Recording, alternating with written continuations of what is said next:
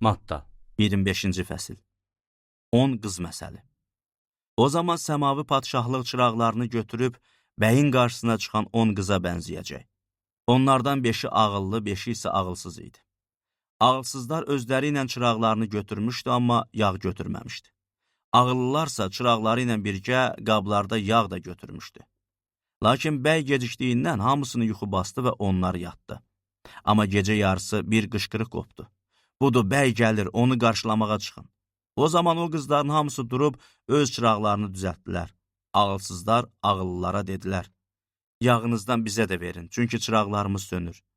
Ağıllılarsa cavab verib dedilər: "Belə olmasın ki, yağ nə bizə çatsın, nə sizə. Yaxşısı budur, gedib satıcılardan alasız." Onlar yağ satın almağa getdikləri zaman bəy gəldi. Hazır olanlar onunla toy məclisinə girdilər və qapı bağlandı. O biri qızlar da sonradan gəlib, "Ağa, qapını bizə aç," dedilər. O isə cavab verib dedi: "Sizə doğrusunu deyirəm, sizi tanımıram. Beləliklə oyaq olun, çünki siz nə günü, nə də saatı bilirsiniz." Əmanət pul məsəli. Səmavi padşahlıq səyahətə çıxan bir adama bənzəyir. O, qullarını çağırıb əmlakını onlara əmanət elədi. O, hər birinə öz qabiliyyətinə görə, birinə 5, birinə 2, birinə də 1 talant verdi və yola düşdü. 5 talant alan dərhal gedib bunları sərmayəyə qoydu. Daha 5 talant qazandı. 2 talant alan da beləcə daha 2 talant qazandı. 1 talant alansa gedib torpağı qazdı və ağasının pulunu gizlətdi. Uzun zaman sonra həmin qulların ağası gəldi və onlardan hesabat tələb elədi. 5 talant alan gəlib daha 5 talant gətirərək dedi: "Ağa, sən mənə 5 talant əmanət elədin. Budur, mən daha 5 talant qazandım." Ağası ona dedi: "Afərin yaxşı və sadiq qulum. Sən xırda işlərdə sadiq oldun. Səni böyük işlər üzərinə qoyacağam." Ağanın sevincinə şərik ol. 2 talant alan da gəlib dedi: "Ağa, mənə 2 talant əmanət elədin. Budur, mən daha 2 talant qazandım." Ağası ona dedi: "Afərin yaxşı və sadiq qulum. Sən xırda işlərdə sadiq oldun. Səni böyük işlər üzərinə qoyacağam." Ağanın sevincinə şərik ol.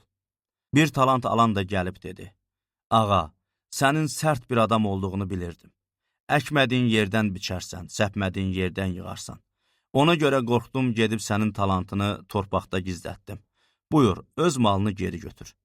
Ağası isə cavab verib ona dedi: "Pis və tənbəl qul. Mənim əkmədiyim yerdən biçdiyimi və səpmədiyim yerdən yığdığımı bilirdinmi? Onda gərək mənim pulumu sərraflara verəydin ki, mən qaydanda onu faizlə geri alım. İndi əlindəki talantı ondan alın və 10 talantı olana verin. Çünki kimin varıdırsa daha çox veriləcək və o, bolluq içində olacaq. Kimin yoxudursa, əlində olan da ondan alınacaq. Yaramaz qulu isə qaranlıq çölə atın. Orada ağlaşma və diş qıcırtısı olacaq." Qoyunlar və keçilər. Bəşər oğlu bütün mələklərlə birlikdə izzəti ilə gələn zaman öz izzətli taxtına oturacaq. Bütün millətlər onun önündə toplaşacaq. O da qoyunları keçilərdən ayıran bir çoban kimi onları bir-birindən ayıracaq. Qoyunları sağına, keçiləri isə soluna qoyacaq. O zaman padşah sağındakılara deyəcək: "Ey sizlər, atamın xeyir dua verdiyi adamlar! Gəlin, dünya yaranandan bəri sizin üçün hazırlanmış olan padşahlığı irs alın. Çünki ac idim, mənə yemək verdiniz, susamışdım, mənə su verdiniz. Qərib idim, məni qəbul elədiniz, çılpaq idim, məni geyindirdiniz, xəstə idim, qayğımı çəkdiniz, zindanda idim, yanıma gəldiniz." Onda salihlər ona cavab verib deyəcəklər: "Ya Rəbb, biz səni nə vaxt ac görüb yemək verdik və ya susamış görüb su verdik? Nə vaxt səni qərib görüb qəbul elədik və çılpaq görüb geyindirdik? Nə vaxt səni xəstə və zindanda görüb yanına gəldik?" Padşah da cavab verib onlara deyəcək: "Sizə doğrusunu deyirəm. Siz bu ən kiçik qardaşlarımdan birinə elədiyinizi mənə eləmiş oldunuz." O zaman solundakılara deyəcək: "Ey lənətə gəlmişlər, çəkilin önümdən. İblislə onun mələklərinə hazırlanmış olan əbədi oda yollanın. Çünki ac idim, mənə yemək vermədiniz. Susamışdım, mənə su vermədiniz. Qərib idim, məni qəbul eləmədiniz. Çılpaq idim, məni geyindirmədiniz. Xəstə və zindanda idim, qayğımı çəkmədiniz." Onda onlar da cavab verib deyəcəklər: "Ya Rəbb, səni nə vaxt ac, susamış, qərib, çılpaq, xəstə və yaxud zindanda gördük ki, sənə xidmət eləmədik?" O zaman onlara cavab verib deyəcək: Sizə doğrusunu deyirəm. Siz bu ən kiçiklərdən birini eləmədiyinizi mənə eləməmiş oldunuz. Bunlar əbədi əzaba, salihlərsə əbədi həyata gedəcək.